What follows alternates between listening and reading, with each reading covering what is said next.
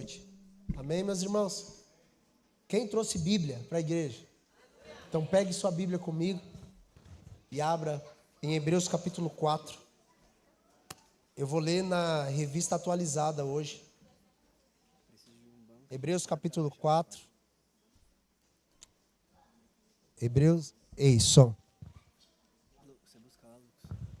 Ei, som. Hebreus capítulo 4, verso 12. Amém, irmãos? Glória a Deus. Quantos amam a palavra do Senhor? É sobre isso que vamos falar hoje. Está escrito assim, todos acharam? Vamos lá. Pois a palavra de Deus é viva e eficaz, e é mais afiada que qualquer espada de dois gumes. Ela penetra ao ponto de dividir a alma e espírito, juntas e medulas, e julga os pensamentos e as intenções do coração. Amém, meus irmãos? Vamos ao Senhor. Pai, nós queremos te agradecer por esta noite. Já queremos louvar teu nome, porque a sua palavra foi lida perante o seu povo. E ela por si só já é poderosa para nos convencer, para nos exortar, para nos encorajar, para nos consolar. E nós queremos que nesta hora, Senhor, o Senhor possa falar conosco. Nós abrimos nosso coração e que a semente eterna da sua palavra seja plantada dentro de nós. E que venha frutificar para a glória do teu santo nome. Amém e amém. Amém, meus irmãos? Hoje, pela graça de Deus, estou com o encargo de compartilhar aos irmãos essa palavra que o Senhor colocou no nosso coração. E de alguma forma nós queremos cooperar com Cristo para a edificação do seu corpo. Amém? E que hoje a gente possa sair daqui amando mais Jesus, como foi desde o início, foi falado aqui pela pastora Angélica, que os nossos olhos se voltem para Cristo e o nosso coração seja enriquecido. Amém? Glória a Deus por isso. Nós lemos Hebreus capítulo 4, verso 12, que diz que a palavra de Deus, ela é como uma espada de dois gumes. E eu quero falar um pouco hoje a respeito da palavra. E ao meditar nesse texto, a primeira coisa que nós percebemos, desliga esses ares para mim, por favor. Obrigado. Que é bem gelado essa parte aqui, né? Os irmãos vão pulando para trás, porque essa parte aqui é bem geladinha. Deixa eu voltar aqui. Quando nós lemos que a palavra de Deus é viva e eficaz, a primeira coisa que vem no nosso coração, nós pensamos no quê? Quando falamos da palavra. Automaticamente nós pensamos na Bíblia. Amém? Quando falamos da palavra de Deus, pensamos automaticamente naquilo que Deus deixou escrito. E o que nós precisamos nesses dias, irmãos, é voltar às bases das Escrituras. Amém, meus irmãos? Eu sei que existem cultos emocionais, que o culto, ele nos pega, mas o que transforma a vida do homem não é a emoção do homem. O que transforma a vida do homem é a palavra viva e eficaz da parte de Deus. Amém, meus irmãos? É bom ter culto avivado, glória a Deus, que a gente pula e vamos para casa queimando, é bom. Mas todo culto que não tem palavra de Deus é um culto inútil. É um culto na qual nós não cultuamos o Deus verdadeiro. E nós precisamos voltar às bases da palavra de Deus. Amém, meus irmãos?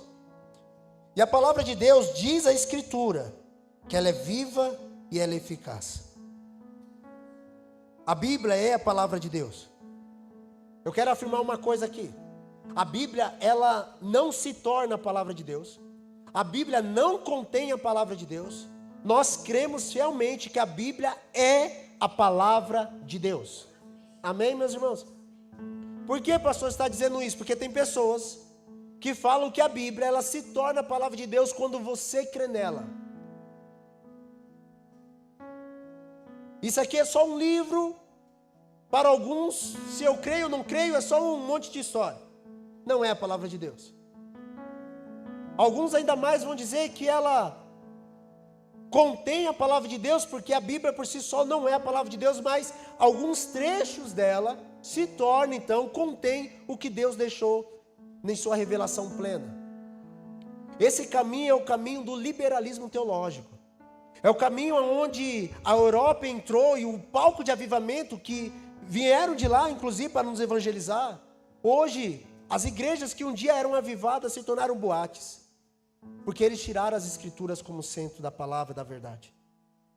E nós precisamos afirmar fielmente que a Bíblia, ela é a palavra de Deus. Você crendo ou não crendo, ela é a palavra de Deus. Se você não crê, não muda nada, ela continua sendo a palavra de Deus. Porque o mesmo Jesus disse: passará céus e terra, mas as minhas palavras não vão passar. O que Deus disse em sua palavra vai se cumprir. Amém? Glória a Deus por isso. Mas além das escrituras, a palavra escrita, hoje eu quero trazer para nós o que o apóstolo João escreve no seu primeiro capítulo do Evangelho. No capítulo 1 de João, verso 1 e 2, está escrito assim: no princípio era o Verbo, e o Verbo estava com Deus, e o Verbo era Deus. O apóstolo João, por revelação, vai dizer que no princípio de todas as coisas, o princípio de João 1 é antes do princípio, irmãos, de Gênesis capítulo 1. Porque no princípio de Gênesis capítulo 1 está escrito: no princípio Deus criou os céus e a terra. Ou seja, ali é o início de toda a criação. Só que o princípio de João capítulo 1 é antes de João 1, porque no princípio ele já é Deus. Ele estava com Deus antes de Deus criar todas as coisas. Então João 1, em sua narrativa profética, é antes de Gênesis 1. Porque ele é o próprio Deus. E a Bíblia diz que tudo foi feito por meio dele. Dele quem? Diga comigo: Cristo. Mais forte: Cristo.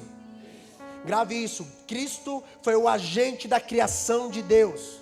Ele mesmo, por ser Deus, criou todas as coisas. Cristo. A palavra aqui, irmãos, que aparece, a palavra verbo, no princípio era o verbo. No texto original, que é grego, a Bíblia, o Novo Testamento, ela foi escrita em grego. A palavra que aparece aqui é logos. Logos. É a palavra na qual dá origem a todas as coisas.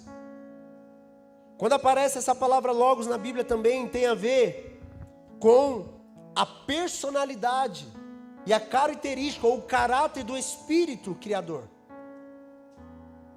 E a Bíblia diz que ele, falando de Cristo, ele é o Logos de Deus. Cristo não é um cara bonzinho, ele é Deus, irmãos. Cristo não é apenas um profeta, ele é Deus.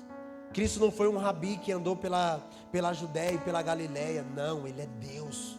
O Deus encarnado que habitou entre os homens. É ele, o verbo vivo da parte de Deus. Esse que João disse: eis o Cordeiro de Deus que tira o pecado do mundo. Esse é o Cristo. Nós precisamos voltar a essas bases. Cristo é a própria palavra. Em Hebreus capítulo 1, verso 1 ao 2 está escrito assim: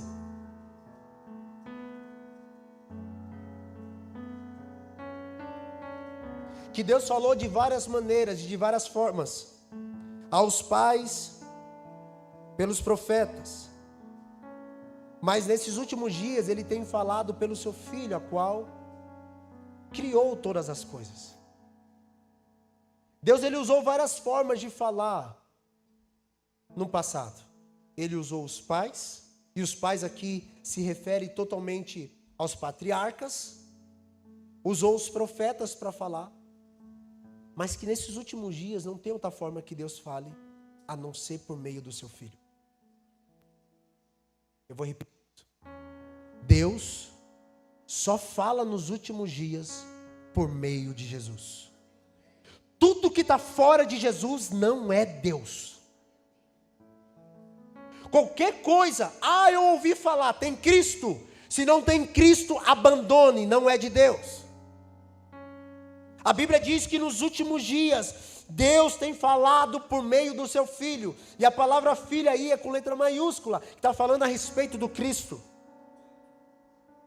Não há nada que Deus vai fazer nesses dias que não passe pelo seu Filho. Por isso que eu vejo um monte de crente buscando coisas aqui, coisas ali, é caixinha de promessa de cá, é revelação ali, é buscando alternativa. Irmão, se não tem Cristo, abandone. Se não tem Jesus, abandone imediatamente. Não há realidade espiritual se não há Cristo. Mas pastor, eu amo uma profecia. É por meio de Cristo? Se não for por meio de Cristo, não serve. Porque não é Deus. Amém, meus irmãos?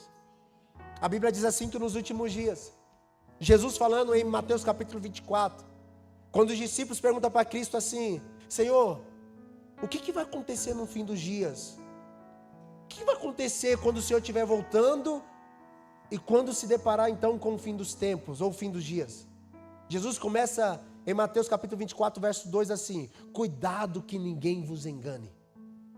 Jesus starta o ensino sobre o que vai acontecer nos fins dos dias, dizendo que o fim dos dias, ele será repleto de engano. E Jesus não está falando para mim, irmão, Jesus está falando para Pedro. Eu não estava aquele dia lá. Jesus olha para Pedro, para João, para André, para Tiago, para Natanael, para a comitiva apostólica e diz assim: cuidado para vocês não serem enganados. Irmãos, se os irmãos apóstolos poderiam ser enganados, imagina a gente. Amém? Se eles, Jesus está alertando, orientando, dizendo assim: cuidado para que ninguém vos engane. Imagine se nós não temos que tomar cuidado para não cair no engano. As pessoas têm desenhado um Cristo que não é bíblico. Eles desenharam um Cristo segundo a sua perspectiva. Um Cristo na qual eles pensam que, não, eu quero essa parte de Jesus. Jesus cura, então eu quero a parte que Jesus cura. Eu não quero a parte que Jesus fala: vai e não peques mais. Porque eu quero viver no pecado.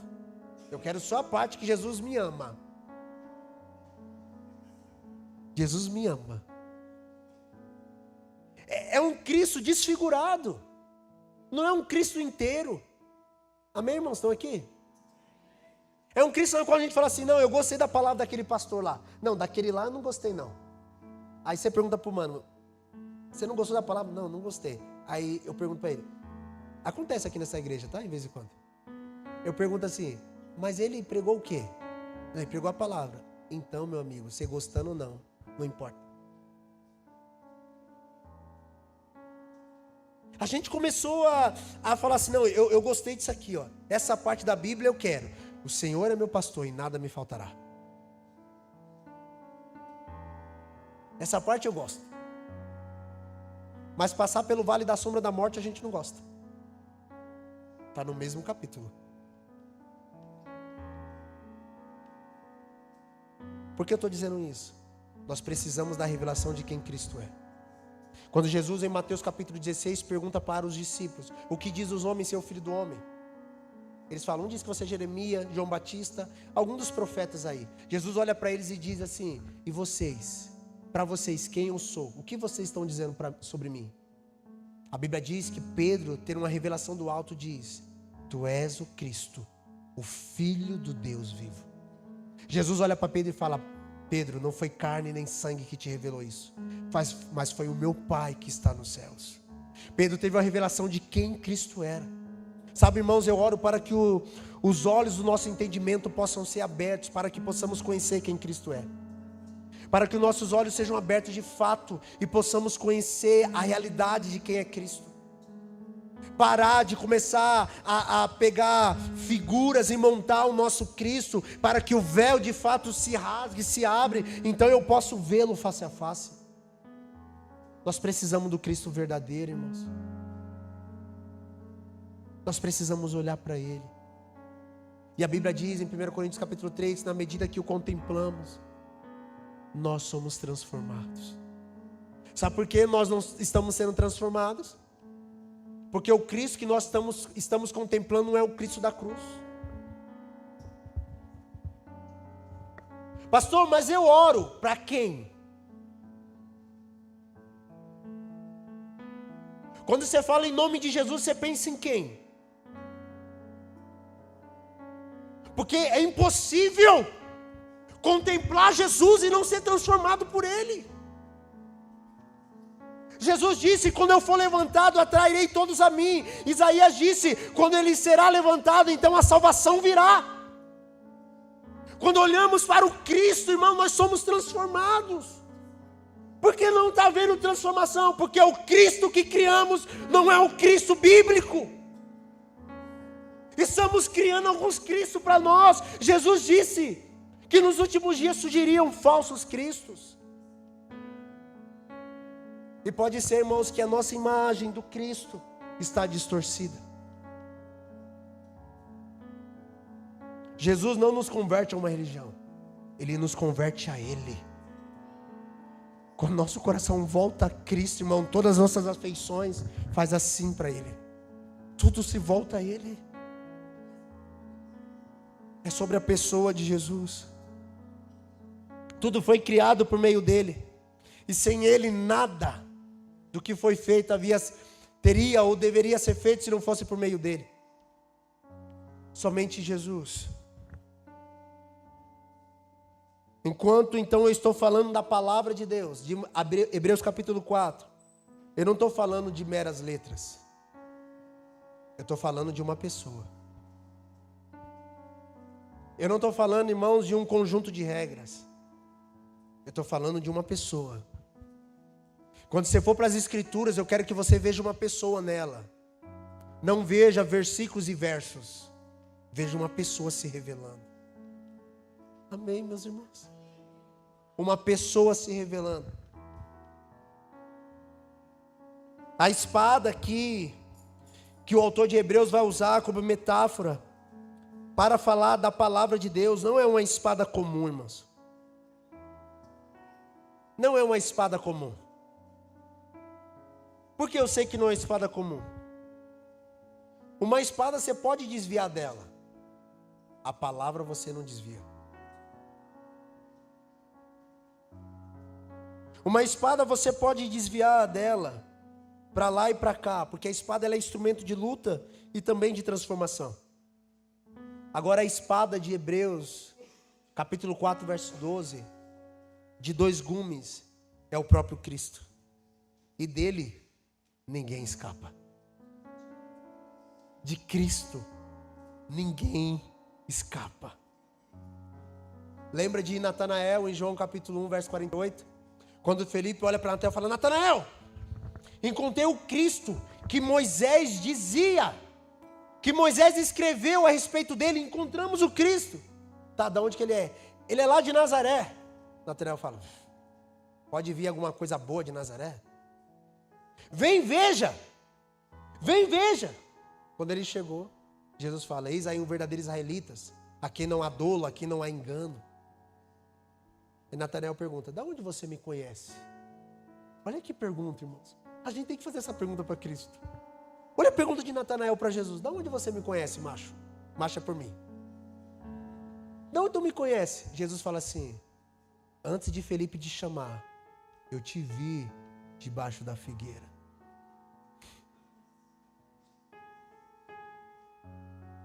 Ele fala: Senhor, tu és o Filho de Deus, o Cristo de Deus. Por que isso espantou Natanael? Porque você pode correr de tudo, irmão, menos de Jesus. Jesus está vendo você onde quer que você está, cara. Quando não sei qual é a figueira da sua vida. Talvez você chegou aqui hoje assim: eu vou lá no culto, né? Jesus está te vendo. Jesus está te vendo. A Bíblia diz assim, quando Natanael falou, ele olhou e falou: eu te vi debaixo da figueira. Natanael falou: tu és o Cristo. Não dá para esquivar da espada que vem de Deus. Ele nos encontra, irmãos. Ele nos encontra na nossa figueira braba. Ele nos encontra nos nossos piores dias, amém? Ele nos encontra quando a gente está com vontade de abandonar tudo e falar: ah, chega! Ele nos encontra. Ele nos encontra quando a gente não quer mais prosseguir na fé. Ele nos encontra quando a gente fala: Jesus, eu não tenho mais jeito.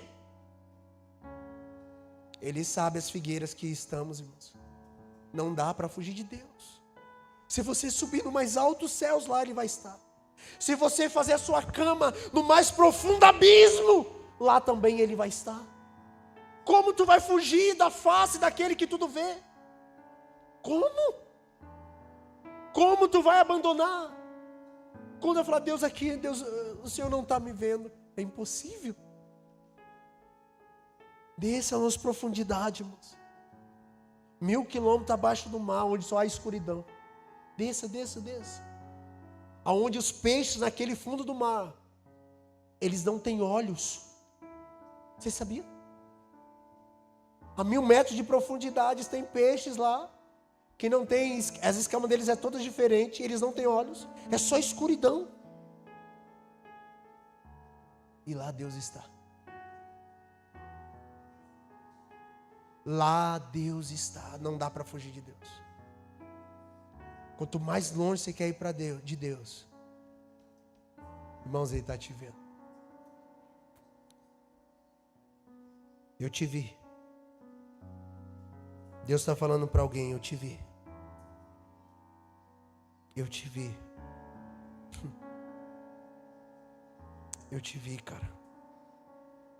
Você pensou que estava sozinho, mas não estava, eu estava lá. Eu te vi.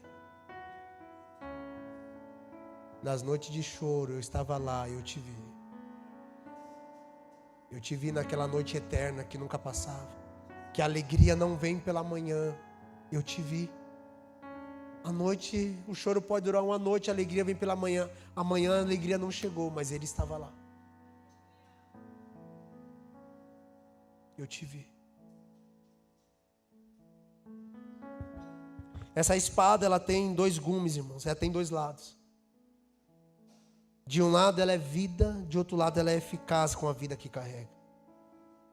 Em João capítulo 1, verso 14, existe uma faceta dessa espada.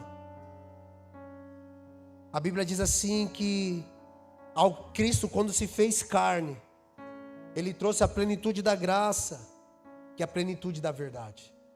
Essa espada chamada Cristo tem 2 lados: graça e verdade. Graça e verdade são as 2 partes da espada. A palavra de Deus revela a graça de Deus. E o que é graça, pastor? Graça é favor imerecido. De um lado da espada, irmãos, está assim, ó: você não merece, eu te amo, e ponto final. Você pode fazer o que for, nada disso vai comparar ou vai comprar o amor e a graça que Deus tem por você. Não adianta. Tu pode fazer o que você quiser para provar o seu amor para Deus, ou para querer o amor de Deus. Irmãos, é graça, amém? Você não merece, eu não mereço, é graça de Deus. Nós não somos salvos, irmãos, por aquilo que fazemos. Nós somos salvos pela graça mediante a fé em Cristo. É graça, um lado da espada, um lado desse gomo é a graça de Deus, mas do outro lado é a verdade de Deus. E o que é verdade? É a realidade de toda a palavra que Deus tem. Então eu sei que eu não mereço, é graça, mas eu sei que uma vez que a graça me alcançou, então eu vivo na verdade do Evangelho. Não tem como, essa espada quando entra em nós, ela não entra com um lado só, ela entra com os 2 lados, os 2 gumes. Graça e verdade. Na geração da graça, que nós vivemos nesse tempo. Irmãos, antigamente, para os mais novos, talvez você não pegou essa parte. Mas para quem está mais de 15 anos no Evangelho, pegou uma parte que era só chicotada. Era assim, ó: você vai para o inferno. E vai mesmo. Mas não tinha a revelação da graça de Deus. Todo mundo queria entrar no céu pelos seus méritos. Pelo menos da onde eu vim era assim. E não é pelo nosso mérito, é pelo mérito de Cristo. Não foi eu que morri na cruz, não foi você que morreu na cruz, foi Cristo que morreu na cruz por nós. Amém? É pelo mérito dele, isso é graça. Só que ao mesmo tempo que nós não tínhamos a mensagem da graça, nós procurávamos viver na verdade. Então vou viver na palavra, na verdade. Aí agora chegou a mensagem da graça, que é, Cristo fez por você. E sabe o que a gente fez com a verdade? Se Jesus fez, já sou salvo. Uma vez salvo, salvo para sempre. Jesus me salvou, acabou. Não preciso fazer mais nada. É uma mentira isso. Nós precisamos viver na graça e na verdade. Amém? Graça e verdade andam juntas. Se você vê só verdade e não vê graça, tome cuidado. Se você só vê graça e não vê verdade, tome cuidado. Graça e verdade andam juntos. É impossível falar que eu fui salvo por alguém santo, vivendo uma vida dissoluta em pecado. Como assim? Esse homem que tem poder de me salvar não tem poder de me santificar? Há alguma incongruência aqui? Não há realidade espiritual. Jesus é aquele que manifesta a graça e a verdade. Essa espada, irmãos, penetra na gente. E ela fala que te ama. Que Ele pagou um alto preço por você. Que você não merece, mas Ele te ama mesmo assim.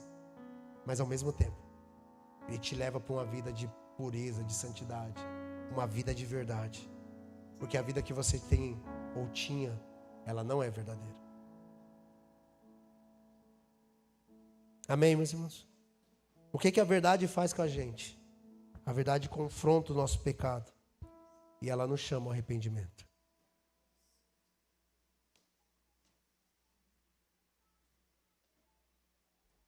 Se você tem pessoas ao seu lado que deixam você pecar sem falar a verdade para você, essas pessoas não são seus amigos.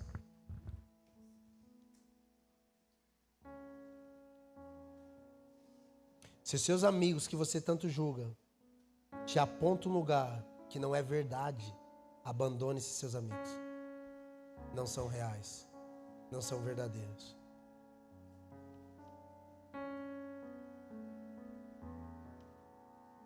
A graça nos salva, a verdade nos confronta o nosso pecado e nos chama ao arrependimento. Nós precisamos entender isso, irmãos. Que a palavra de Deus, ela vai nos arruinar. Palavra forte, né? A palavra de Deus vai arruinar a nossa vida.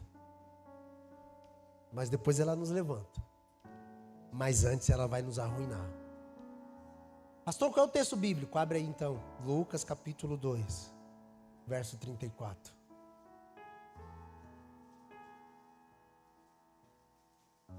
Olha o que a palavra de Deus faz com a gente. Não, pastor, eu sei que tem pessoas aqui maravilhosas. Todos vocês são incríveis. Eu vim na igreja para receber minha bênção. Tu vai receber, fique em paz. Uma vez, olha que barulho lindo. Colocou aí? Lucas 2, 34. Está escrito assim. Simeão os abençoou e disse: Maria, sua mãe, eis que este é posto para queda. Coloca noutra tradução para mim, por favor. Coloca na tradução para mim.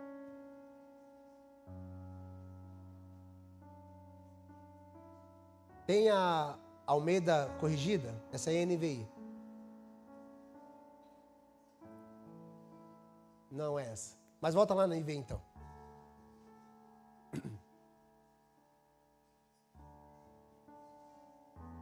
Isso. Pode ser essa aí. E Simeão os abençoou e disse a Maria, sua mãe: eis que este é posto para queda e elevação de muitos em Israel, e para sinal que é contraditado. Na minha tradução diz que ele foi posto para a ruína de muitos e para o levantamento, para a ruína e para o levantamento de muitos em Israel. Para a queda e para o levantamento. Está falando de quem aqui, irmãos? Diga comigo, Jesus. Você acredita que Jesus foi levantado por Deus para a queda de muitas pessoas? É o que o texto diz.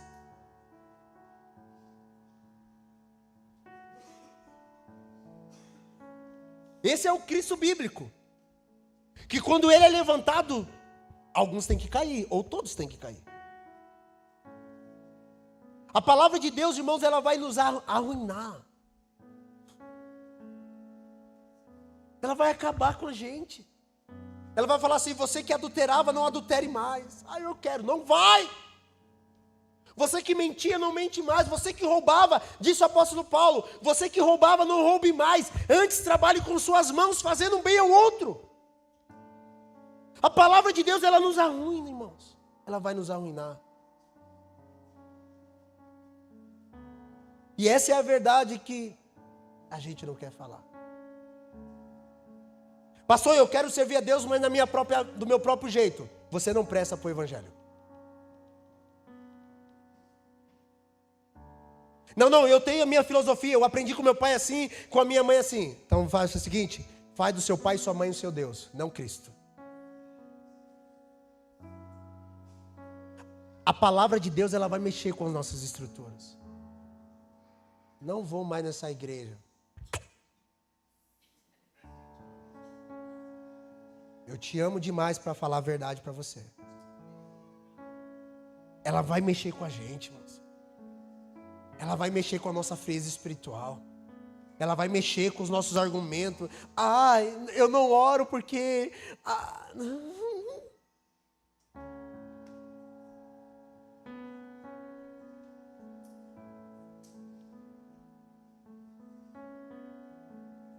Eu falei para essa igreja no começo dela, 5 anos atrás quase. Eu falei, eu vou ser um pastor de verdade. Normalmente aquilo que eu não quero pregar, Deus fala para eu pregar. Deus não queria falar sobre isso. Fala. Não vai ter os irmãos depois do culto dizendo, nossa pastor, que palavra boa. Eu queria tanto ouvir isso no final do culto.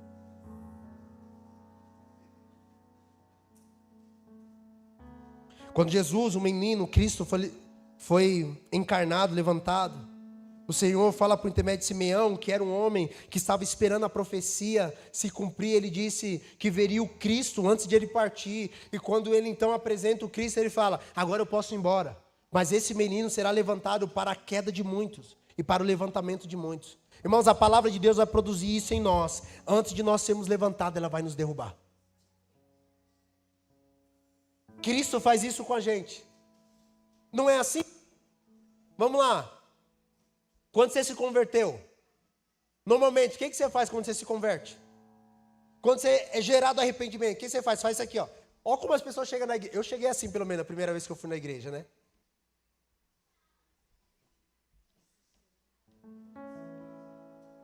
A gente chega assim, aí Jesus pega no nosso coração. Aí no final do culto ele diz assim, me perdoa, Senhor.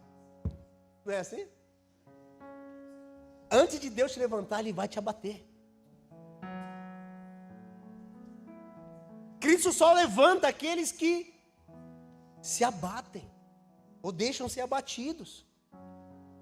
Só serão exaltados aqueles que se humilham. A palavra produz isso em nós, na nossa geração, irmãos. Egocêntrica, cheio do seu eu, que não se submete a Cristo. A gente quer estar por cima por causa do nosso conhecimento, porque conhecemos algumas coisas. Não, porque agora eu comecei a estudar sobre física quântica, e agora eu sou top. Você é uma carniça! Sem Cristo você não presta para nada. Não, porque agora, pastor, eu li uma teologia sistemática, e o que tem? Deus só levanta aqueles que se humilham. Quando Pedro estava fazendo sua pesca, na verdade não pescou nada a noite toda, Jesus entra no barco dele e fala, joga aí, vai, joga aí do lado direito. Não, já joguei. Joga, macho. Joga. Tá bom, sobre sua palavra eu lançarei as redes. Tchau. Meu Deus, tanto peixe. Quando os peixes chegam no barco, sabe o que Pedro fala? afasta de mim, Senhor, porque sou pecador. Pedro reconheceu, irmãos. Eu sou pecador. Ele tinha acabado de viver um milagre. Sabe qual foi o resultado do milagre? Arrependimento. Eu sou pecador. Não foi tipo, glória a Deus, agora, olha, irmão, olha os outros barcos aí, ó. Jesus me ama mais. Eu sou top. Não foi isso. Foi, Senhor, afaste de mim, eu sou pecador. Se nós pudéssemos, irmãos, na verdade, se nós tivéssemos a consciência de cada coisa boa que quis ser feita na nossa vida, é para gerar mais dele em nós. Não é para a gente se vangloriar, não é para a gente dizer que a gente é bom. Ao contrário, é para a gente falar, Jesus, eu preciso tanto de Ti, tem tanto de mim ainda em mim. Tem tanto de mim ainda em mim, eu quero mais o Senhor. Enquanto Jesus vai abater, irmãos, depois Ele levanta. A palavra de Deus vai produzir isso em nós. Ele vai arruinar a nossa vida. Mas depois melhora. Mas ela vai arruinar. Quem passou por isso aqui não responda, mas responde para si. Eu já ouvi, talvez, vou falar centenas, mas dezenas de vezes, irmãos falando assim, pastor, eu comecei a vir para a igreja, minha vida começou a dar tudo errado. Eu falo, glória a Deus. Não, pastor, está tudo errado. Glória a Deus, mano. Não, pastor, mas está tudo errado agora. Meu Deus, eu nunca sofri tanta luta. Fechou porta, família treteando. Tá tudo, meu Deus, está tudo dando errado. Glória a Deus, mano. Glória a Deus, meu irmão. Por que glória a Deus? Porque Deus está despindo você. Até aqui foi você, a partir daqui será só Ele. Você fazia tudo na força do seu braço e dava certo, não era assim? Aí você entregou a vida para Jesus. Agora para você vender, você não mente mais.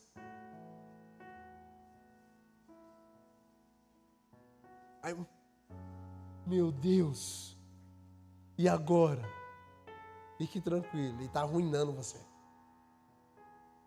Mas depois Ele te levanta. Sempre foi assim. Antes de Deus levantar Moisés para ser um libertador, faz Moisés passar vergonha e ser foragido, irmãos. Antes de Deus levantar José para ser um grande libertador também, foi José no Egito. Ele foi abatido, irmãos. Jogado na masmorra. Ah, se nós entendêssemos os padrões de Deus. Por isso que o Romanos capítulo 2 diz assim, não vos conformeis com esse mundo, porque o padrão desse mundo não é conforme Deus. O padrão de Deus é diferente. O padrão do Senhor é diferente. A palavra ela vai confrontar nossas falhas. E vai nos chamar ao arrependimento. O mesmo Cristo que vai nos constranger, Ele também vai nos levantar. A gente precisa desse evangelho completo, irmãos. Não uma faceta do evangelho.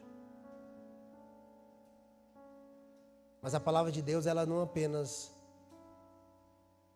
abate e levanta.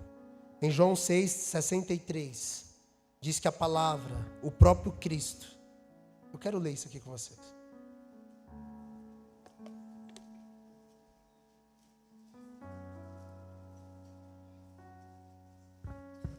João 6,63, grave esse texto aí. Você entender o que é a palavra do Senhor.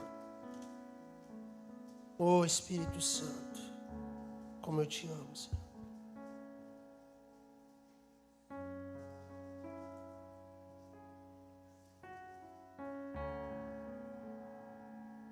O Espírito da vida.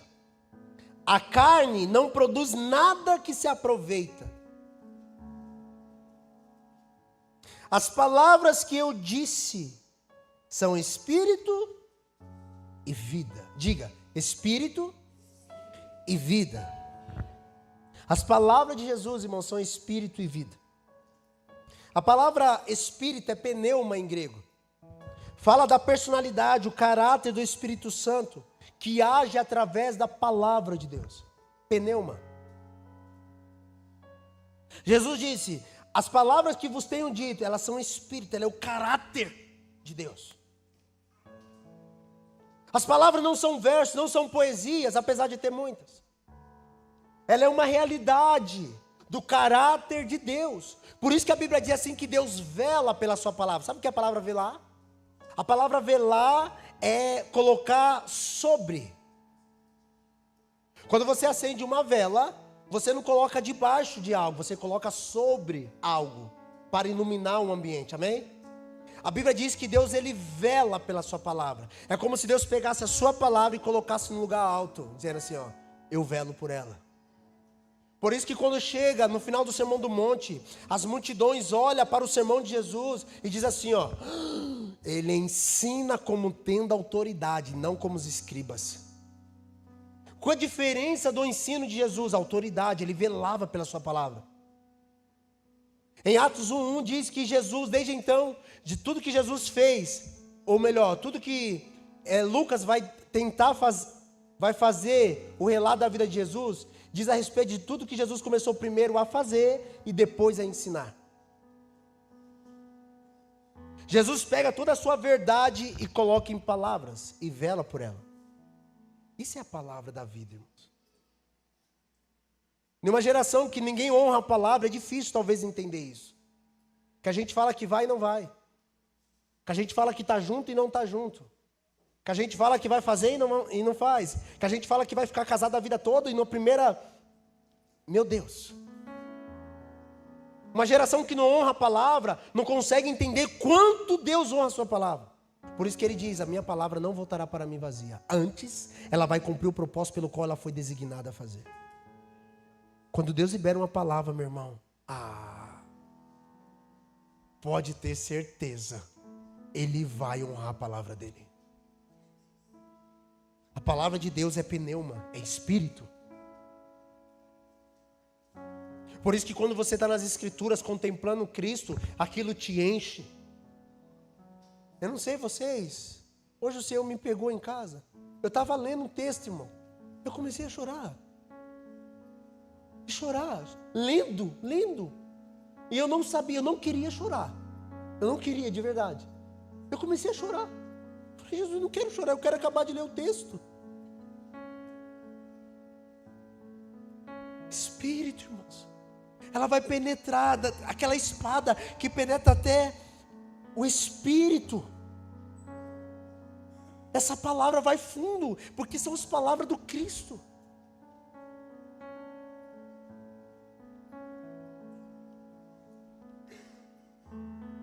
O caráter de Deus sendo impresso em nós, revelando as nossas impurezas, revelando quão pecador nós somos. É impossível, nós temos contato com o Espírito da vida e a gente permanecer o mesmo. Cláudia, é impossível, irmão. É impossível.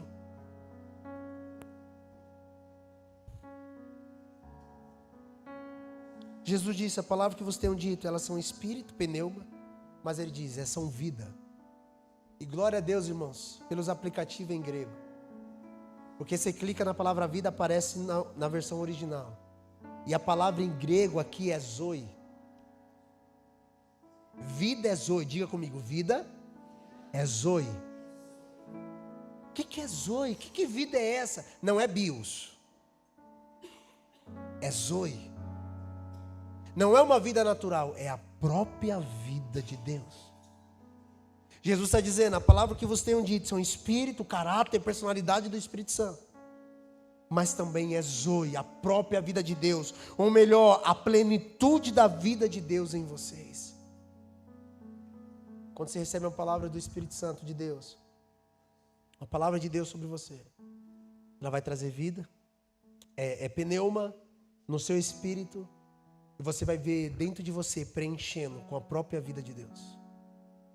É plenitude. Deixa eu dar um conselho para você. Aqui é do meu coração para o seu. Ande sobre a palavra. Não se desvie dela nem para a direita e nem para a esquerda. Ande sobre a vida de Deus.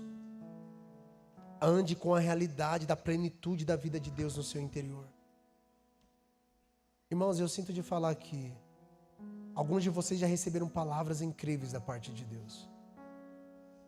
E aquilo botou fogo no seu coração. Você falou, cara, é isso. Eu vou viver por isso. Mas no decorrer da caminhada você desviou.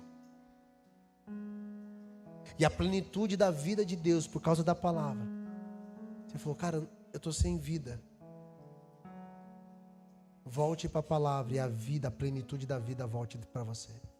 Volte para a palavra e a plenitude da vida voltará para você. Volte para aquilo que o Espírito Santo compartilhou. Volte para as verdades da palavra. Pare de inventar. Fique na verdade do Evangelho. É isso que Deus quer da sua igreja. A palavra ela vai nos vivificar. A palavra não é apenas um conhecimento. Ela não é apenas mero conhecimento intelectual. Ao contrário. Ela é poder transformador que traz vida a todos nós. Quando Jesus liberava uma palavra para alguém que estava morto, o que acontecia com aquela pessoa? Voltava a viver. Pastor, estou morto. Então receba a vida em nome de Jesus. Sabe, meus irmãos? A palavra de Deus escrita, ela é tão verdadeira porque revela o caráter do Cristo vivo. Sabe por que Cristo ressuscitou os mortos? Porque Ele é a ressurreição e a vida. Sabe por que Cristo curou os doentes? Porque Ele é aquele que sara. Sabe por que Cristo deu pão à multidão? Ou pães às multidões? Porque Ele é o pão vivo que desceu do céu. É sobre Ele. É sobre Cristo. Sabe por que Ele é amor? Porque Ele provou amor para conosco enquanto ainda éramos pecadores. Ele é isso. Cristo não apenas fala, Ele só fala daquilo que de fato Ele é. É a expressão exata do seu ser.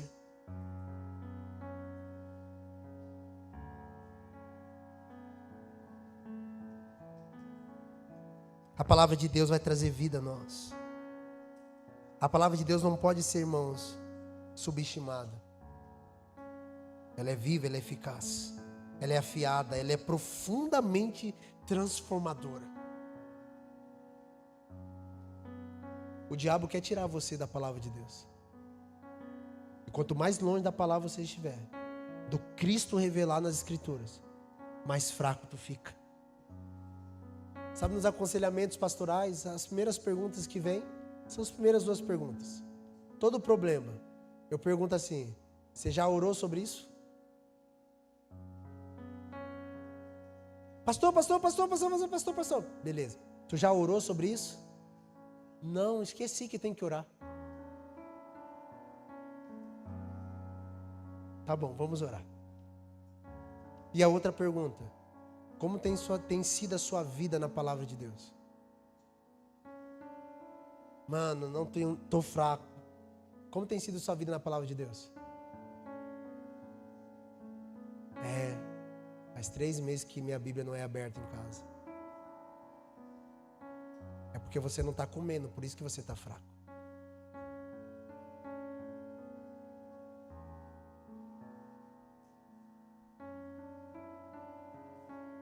A palavra de Deus não pode ser subestimada. Quando você subestima a palavra de Deus, está subestimando o próprio Cristo. Ele é o verbo vivo que desceu do céu, que está entre nós. Quando a palavra de Deus ela é liberada, ela traz transformação. Enquanto eu falo isso, nosso coração começa a ficar lembrando, irmãos, das coisas que Deus já falou. Se você está atento às coisas do Espírito, tu vai lembrar aquilo que o Espírito Santo já compartilhou com você.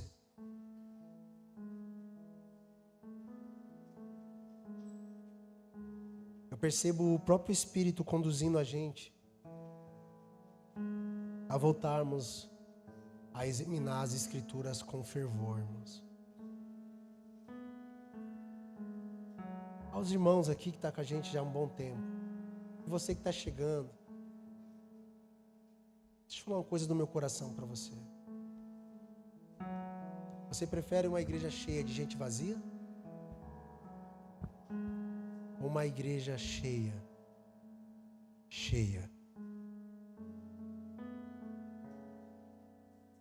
Tu prefere 200 pessoas aqui dentro, sem a presença do Espírito Santo?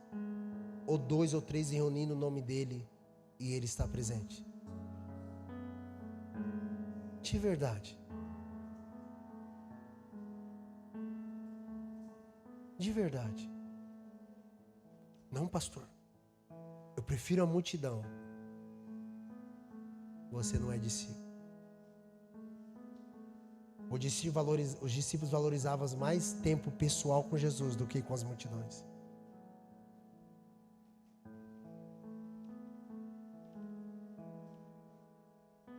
Sabe o que o Espírito Santo está comunicando comigo, irmãos? Agora é não trocar as multidões, não trocar ele por causa das multidões. Eu prefiro ele.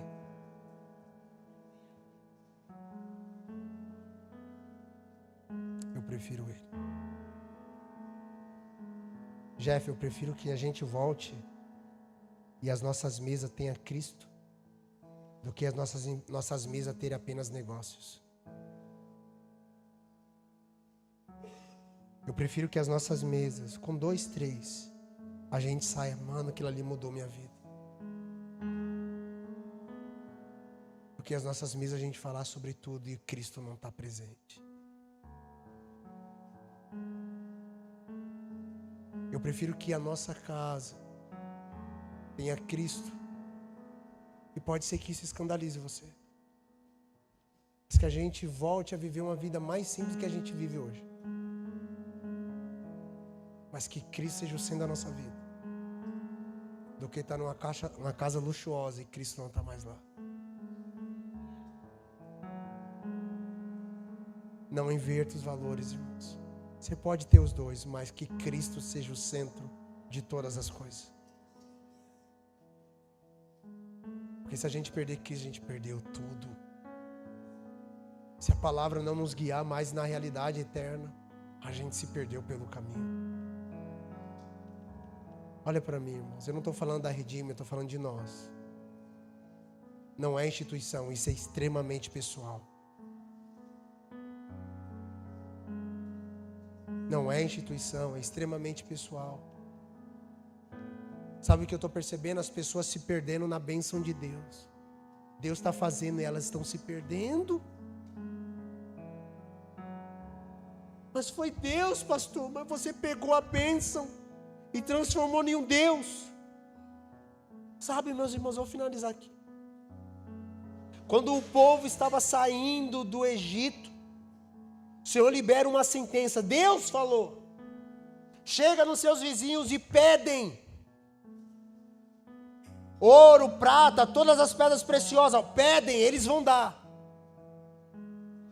E a Bíblia diz assim, que ele chega no vizinho e fala, ó, manda para cá o ouro. Irmãos, eles ganharam uma guerra sem ter levantado espada. Eles saquearam o Egito. Deus falou, pode pedir, porque é de vocês. Beleza. E eles vão para o deserto.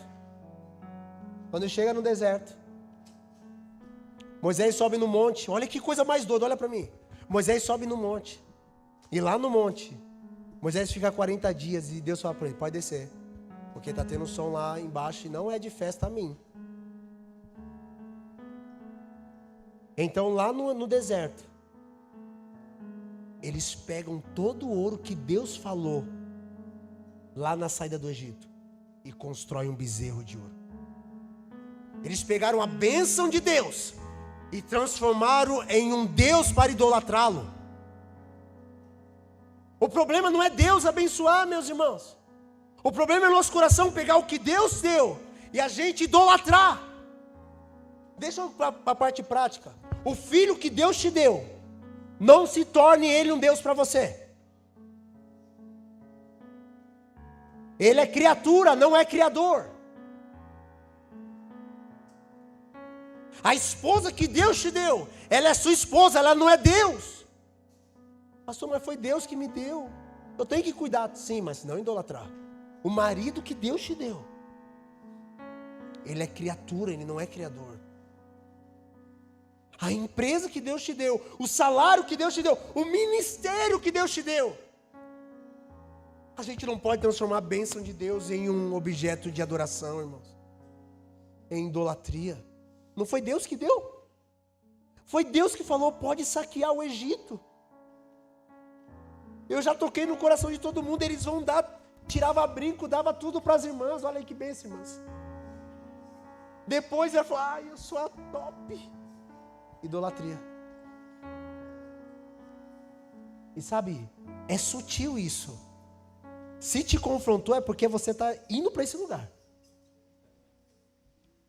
É sutil isso, a gente vai falar assim, mas acho que não tem nada a ver, o pastor é muito radical. Não é radical não, irmãos. Na verdade, acho que eu preciso voltar a ser radical. Eu estou muito boca aberta. Meu Deus, eu nem estou me reconhecendo. Não é ser radical não. A gente não pode pegar, eu não posso pegar o que Deus tem feito na rede e falar, meu ministério.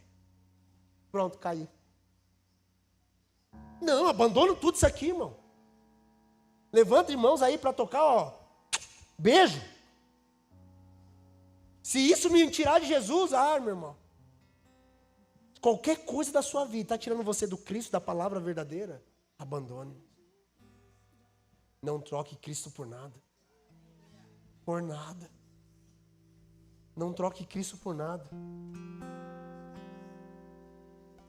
Eu quero orar com vocês. O meu apelo hoje vai ser, a gente precisa se voltar a Cristo. Vocês coloquem de pé, por favor.